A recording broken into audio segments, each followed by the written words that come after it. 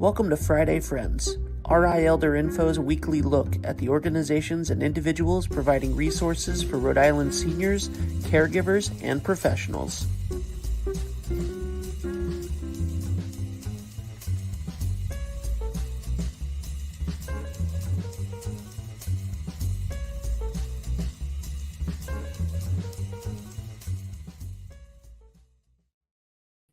Good morning, everybody. Happy Friday. It is 9 a.m. on Friday. And you know what this is? This is Friday Friends, where I, Deb Burton, bring to you information and resources that are going to make a difference in the lives of you or someone you know.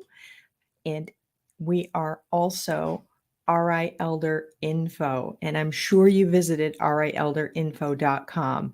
But today is super special because Friday Friends is turning 3 years old. We got started doing Friday Friends during the pandemic to make sure that we were able to get information out to people that they needed as quickly as we could, and to really highlight the different organizations that are doing really amazing work across our state. So our very first guest was from the same organization that we're speaking with today, as sort of a commemoration of the bravery of being the first Friday Friend guest meant in that whole upside down world of the pandemic. And since then, so much has changed and come to light. We've really reached thousands of people, and we could not do that without the support of our sponsors. So big shout out to Point 32 Health Foundation, to United Healthcare and Aetna, Neighborhood Healthcare, JD Solutions, Oak Street Health, England Studio, 321 Media, and you. Thank you for hitting the like and the comment and the share and all of those social media cues that says, hey, this is really cool information. You got to check it out. Thank you. We could not have reached 3 years strong without your support. So I am really excited to say my guests today are the former director of the Division of Elderly Affairs, currently known as Office of Healthy Aging. She was also a representative in the House, an department speaker. She was a longtime nurse. She has been the chair of the Long-Term Care Coordinating Council, as well as the chair of the Aging in Community Subcommittee. Miss Maureen Maigret and Mr. George Neubauer. He has been leading nonprofits for a long time with the Boys and Girls Club and the American Red Cross. Welcome, Maureen and George. How are you? Good morning on this beautiful day. Good morning. So Bill Flynn, who was the director of Senior Agenda Coalition at the time, was our very first Friday Friends guest in July of 2020. He led the charge when the whole streaming social media thing was new. It was in the heart of COVID crisis, and Bill was willing to lead the way in this new format. And here it is, 3 years have gone by since then, and Senior Agenda Coalition continues leading the way on so many fronts.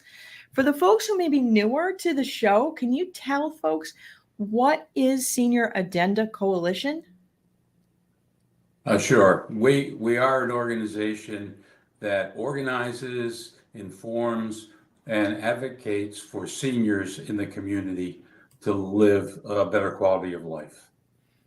That is awesome. And how do you get that information? How do you know what is happening in the community?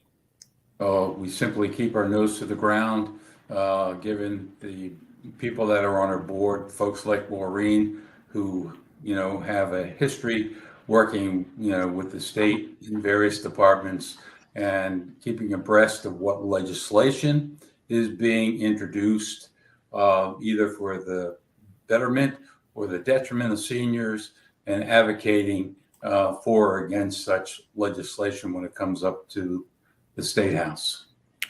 That's a lot. That is a lot of work. What have been some of the successes in the past year? I'll jump in on that one because we are so excited about this success. I always tell people, because I do a lot of advocacy, that advocacy is a long game. And Yes. This year, after many years, we were able to get some funding, $250,000 in state money for the Office of Healthy Aging to strengthen what is called the Aging and Disability Resource Center, which some folks may know as the Point. Now, why is that so exciting? Because we've been trying to do that, I said, for a number of years. The Aging and Disability Resource Center came into being way back in the early 2000s with some federal money to start a pilot.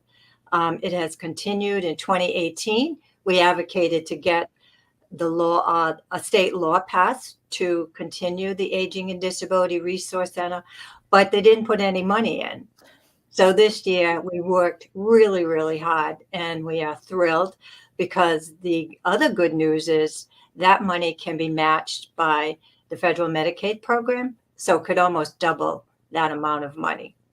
That is huge. That was a huge success. The other success was getting 3 additional staff people for the Office of Healthy Aging, which has really been driven down in the last couple of decades. When I was director of Elderly Affairs, now the Office of Healthy Aging, we had about 61 full-time staff. They were down to, I think, 31, even though we've had this explosion in the growth of the older population. So that was another really big success. But as I say, advocacy is a long game. Some of the things that we've managed to get have taken 9 and 10 years, and I'd be happy to talk about them. Yeah, please share what successes, because I think the Senior Agenda Coalition of Rhode Island is one of those organizations that is moving mountains. And like you said, it does take a long time, but you're moving mountains. And you just keep building on your success.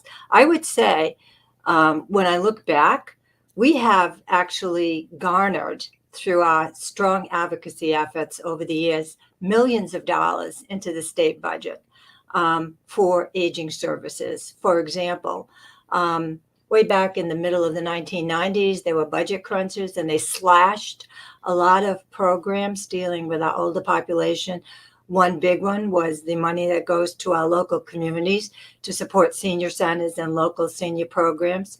We managed not only to restore that money, but now we're up to $1.2 million. And our goal is that each community would get $10 for every person that is shown by census data to be age 65 and older.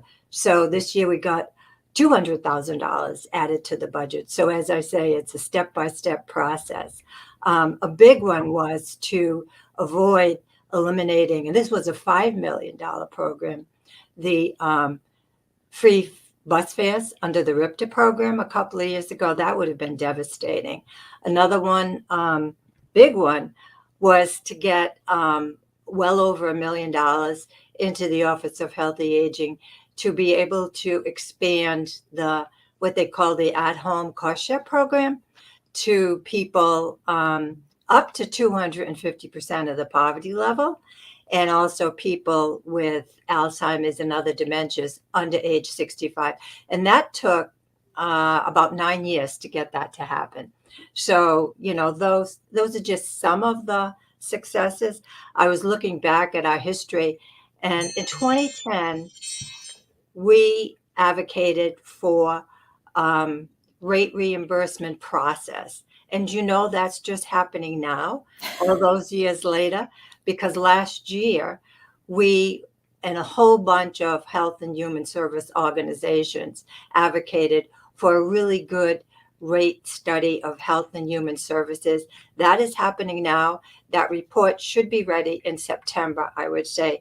But we have consistently advocated for better wages for our direct care staff, many of whom are women, making very low wages. And that just carries forward into their retirement years.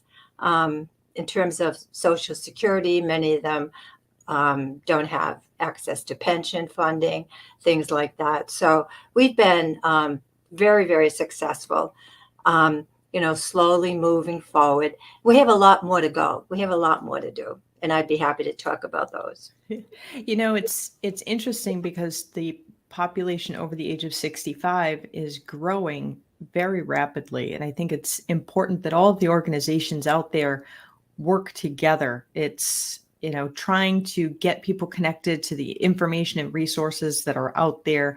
It's really important. But one of the things that I really appreciate about Senior Agenda Coalition of RI is that you're not making things up based on what you think people need or want. You're actually engaging with the community on that. It's not something, you read in the paper and say, oh, I think we're going to bring this to Rhode Island.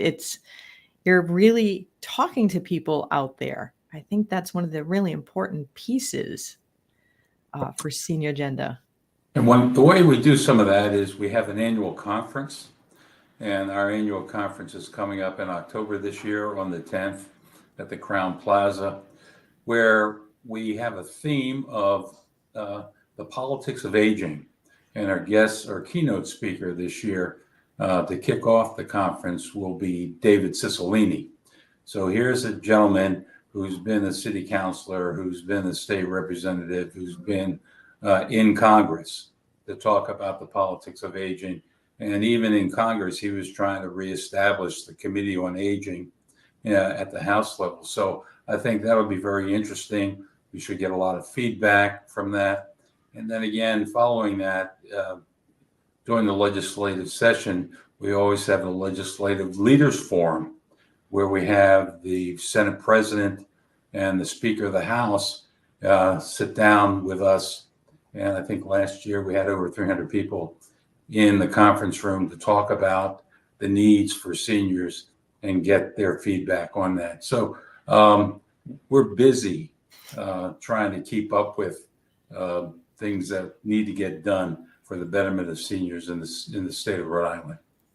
There's a lot that we need to get done. That's for sure. One of the things that the conference this year really focused on was staffing. Is Senior Agenda Coalition working on staffing concerns in long-term care and increasing the workforce and the pay rate of the workforce, those kinds of things? Is that a priority?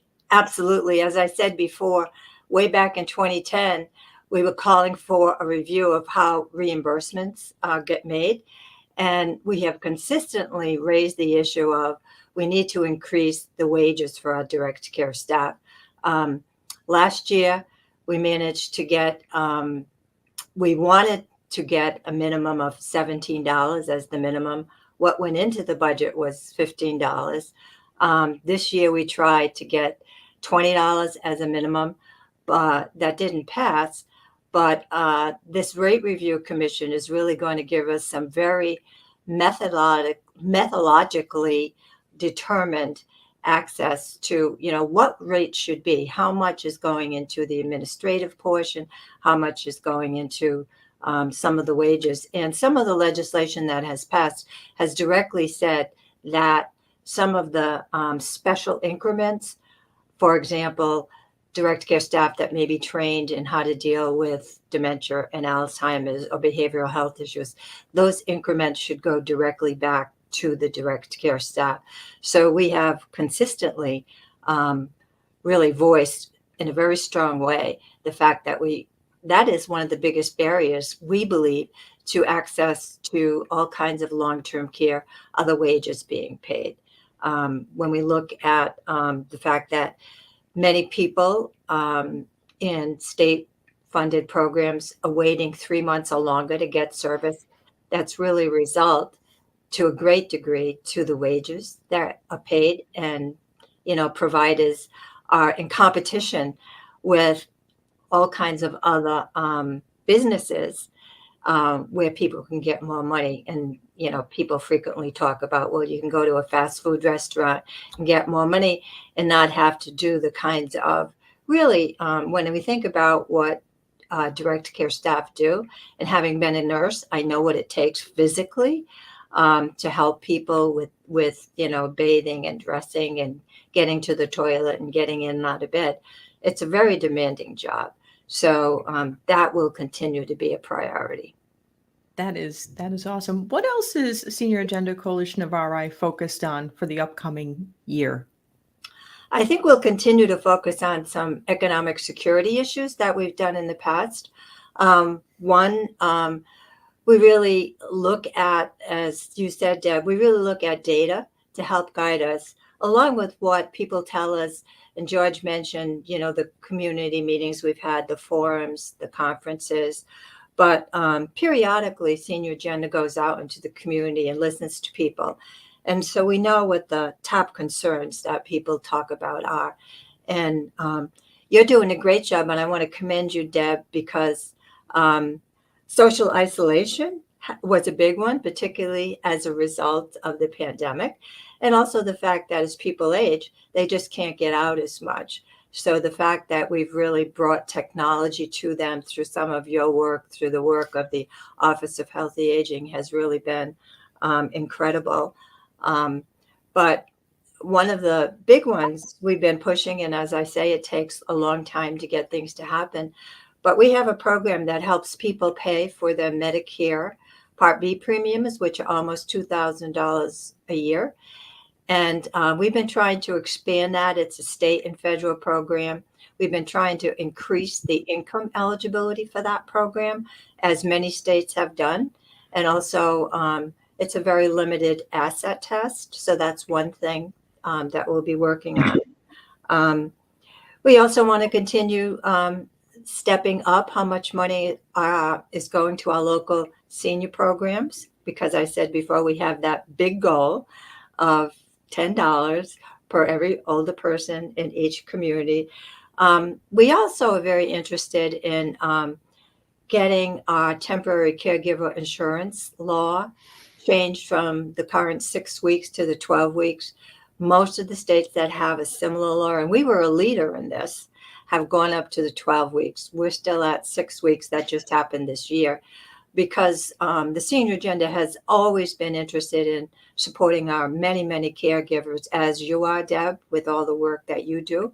And so that's one way we can help our caregivers. In fact, a couple of years back, we had a waiting list for a state-funded respite program for our caregivers. We had over 100 people waiting for service, and we managed to get money into the budget to stop that waiting list. And right now, I am told we don't have a waiting list. But what we could do is expand the parameters for that program. Right now, it's limited in how much respite a care provider can get. So we could expand that. So those are just a few of the things. I don't know what you might want to add to George, but we continue to look at what people are telling us. Transportation is always a huge issue.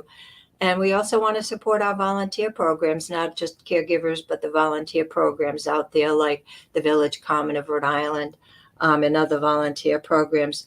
And sadly, those programs had gotten small amounts of money way back in the 1990s, and that's never been restored. It's unfortunate because many hands make the load light. And Absolutely. it's these volunteer programs that the amount of money they get is multiplied so many times with those services that the volunteers provide. If you had to pay for the amount of work that volunteers do, we would never be able to afford their generosity. That's for certain. Absolutely.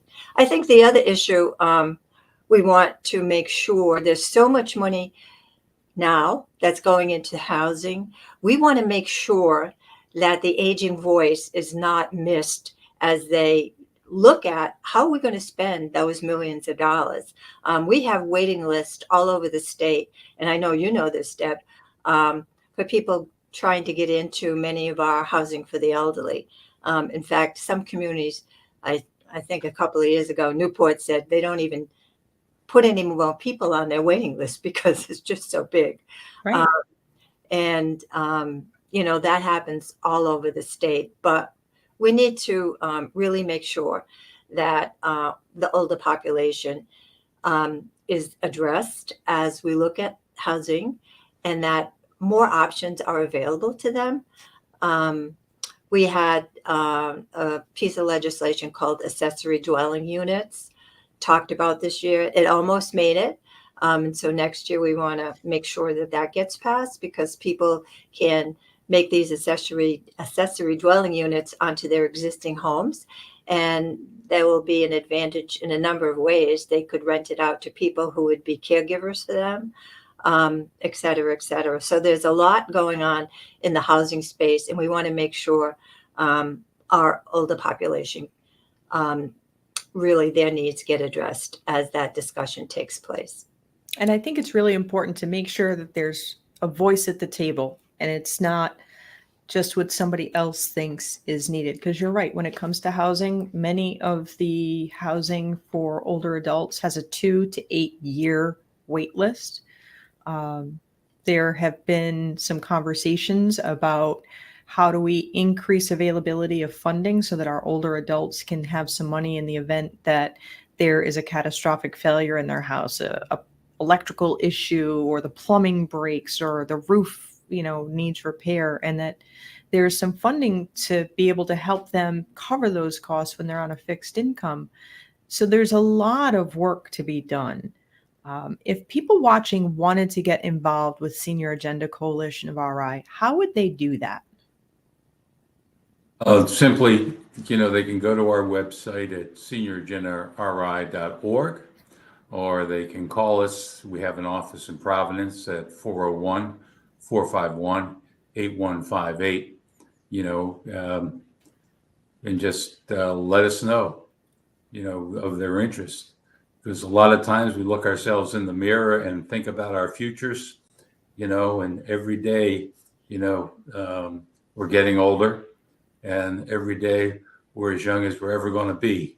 So things that we have to face up to and wonder to ourselves, well, who's going to be my caregiver?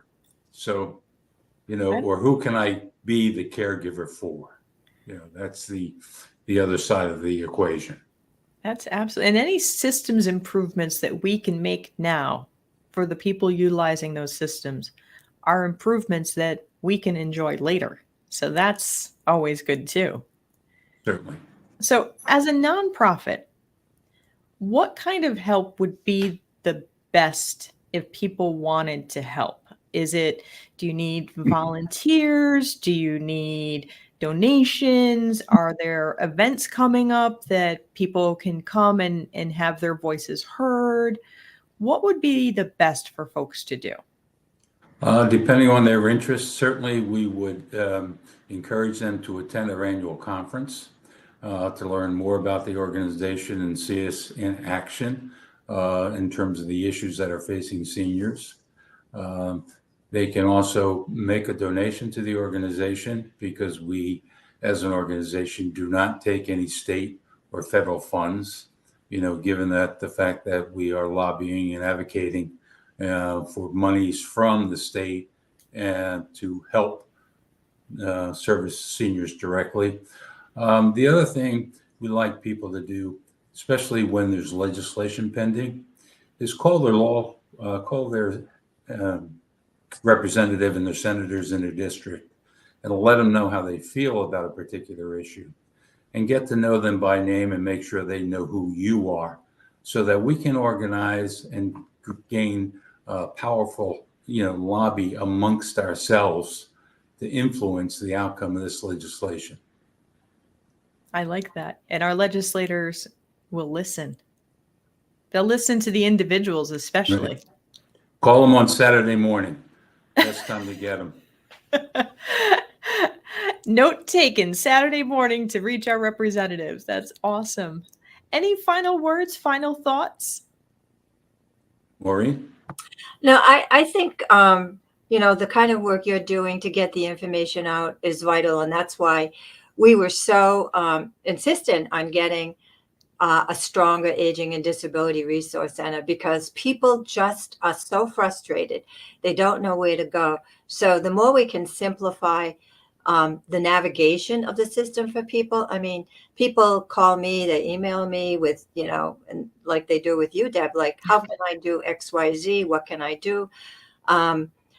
We have, something now called the No Wrong Door program. It's not fully, vetted out yet, I would say, but I think that's the biggest challenge that people have is, we have programs out there, but if people don't know about them, I did a lot of work educating people about the at-home cost share program. It used to be called the copay program, because I think that is such a good program. And now that we're up to 250% of the poverty level, that's like well over $30,000 for a couple. That can really help people pay for adult daycare, at-home care, but people don't know about it. It's a shame. So I think getting the word out about what we have and then advocating for making it even stronger is the way to go. That is awesome. Well, Maureen, George, I'm so glad that you guys were able to come on Friday Friends. Like I said, Bill Flynn, he was the former executive director of Senior Agenda Coalition of RI. When we first decided to do Friday Friends, I called him up and said, hey, there's this new thing streaming online. Do you want to give it a try? And he was like, okay. And I love that, willing to come forward and meet the community where they're at in the way that they need to be met. I love that about Senior Agenda Coalition of RI. So I really appreciate you guys taking the time out of your day to come on today. Well, thank you for the invitation. And thank you for the great work you do at getting information out, Deb. Thank you. Everybody, Senior Agenda Coalition of RI really wants to hear from you. They are working to make sure that you're heard, what you need, what you want, what you would like. It's really important that you reach out to them.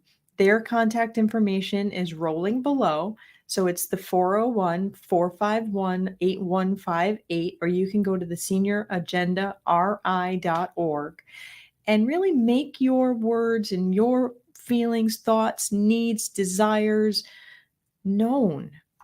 Because many hands do make the load light, and raising many voices all at once can make a difference. They're making changes. They're doing great work, and you can be a part of it. So I encourage you to reach out. I thank you so much for helping us be 3 years old now for Friday Friends, and we couldn't have done it without you if you didn't hit the like and the share button and let your friends and family know that there's ways to get information that they or someone they know may need. So I look forward to seeing you all again next week. In the meantime, be well and be kind. If you liked this video, please follow us on social media and subscribe on YouTube. For more information, visit rielderinfo.com or call 401-585-0509. If you have any questions, email deb@rielderinfo.com.